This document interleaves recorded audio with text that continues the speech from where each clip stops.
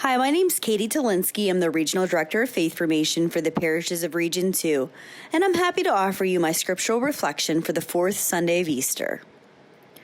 Oftentimes, I look at beautiful church buildings in our diocese and marvel at their architectural design, wherein their purpose is to give glory to God. The beauty of these church buildings reminds me of God's majesty. I often ponder how remarkable it is that God gave these specific talents to skilled architects and builders. Typically, when I look at a church for the first time, I will check out its cornerstone to see the date inscribed. To me, it is one of the very focal points of the exterior of a church. From ancient times, the very first stone that builders lay in a masonry foundation for a structure is a cornerstone. The weight of the structure rests on the cornerstone. In this Sunday's first reading, we hear from St. Peter. He is the stone rejected by you, the builders, which has become the cornerstone. In the books of the Old Testament, we hear that God promised believers a sure foundation. In Jesus, we find the fulfillment of God's promises. He is the cornerstone of our Catholic Church, our lives, and is our strong foundation. Truthfully, we are no different than the builders that St. Peter refers to who rejected Jesus. As our Lord describes in Matthew's Gospel, we are inclined by our sinful nature to build the foundation of our lives on sand, on materials that do not serve as a solid base. The figurative storms of life inevitably come, and unless we have a firm spiritual foundation in our faith in God, we crumble. Then, in our own ignorance, we ask God in anger, "Why did you do this to me?" In those moments in life where we may feel that we have been abandoned by God, we need to realize that instead we need to work on making Him the cornerstone of our lives. In doing so, we understand that God has not turned away from us. Over the years, I have been blessed to know many people who choose to submit their lives to the will of God through prayer. These individuals radiate a contagious joy. There is something very unique about them. On the outside, it may seem as though they have sort of a perfect life where they are exempt from difficulty.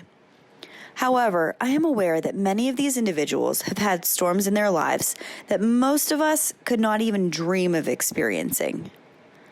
How is it then that they experience a deep and abiding joy in their lives? They are like St. Peter, who we hear in today's reading, who was filled with the Holy Spirit. These witnesses of the faith, much like the saints before them, have built their foundation on the rock-solid foundation of Christ. God gives us every grace that we need. To build the spiritual foundation, these individuals choose to make God their first priority each day. I will offer you just a few examples of what a life of faith built on the foundation of God looks like. These individuals fulfill their Sunday obligation to go to Mass and receive the Eucharist. This sometimes means that they forgo something else of importance in order to make their relationship with God the highest priority.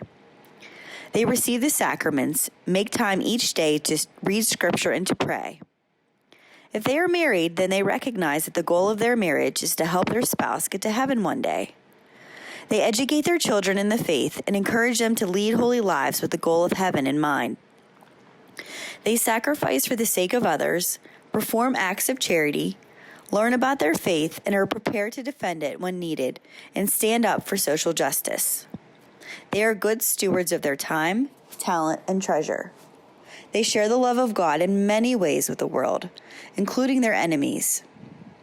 I realize it is not always easy to make these proper choices, so let us always support one another in this journey of faith. Today, as the Church celebrates Good Shepherd Sunday, may we give thanks to God for the love that the Father has bestowed onto us, that we may be called the children of God. Yet so we are.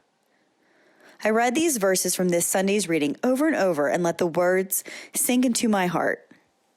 How incredible is it that God loves us so very much that He sent His beloved Son to lay down His life for His sheep. I pray that we always lay the foundations of our lives on Jesus our Savior. That way, when the chaos of this world, much like the wolf who looks to prey on sheep, comes to devour our souls, we can rest secure knowing that God always protects us. I encourage you to listen to the hymn, The Church is One Foundation, which is a beautiful expression of this message.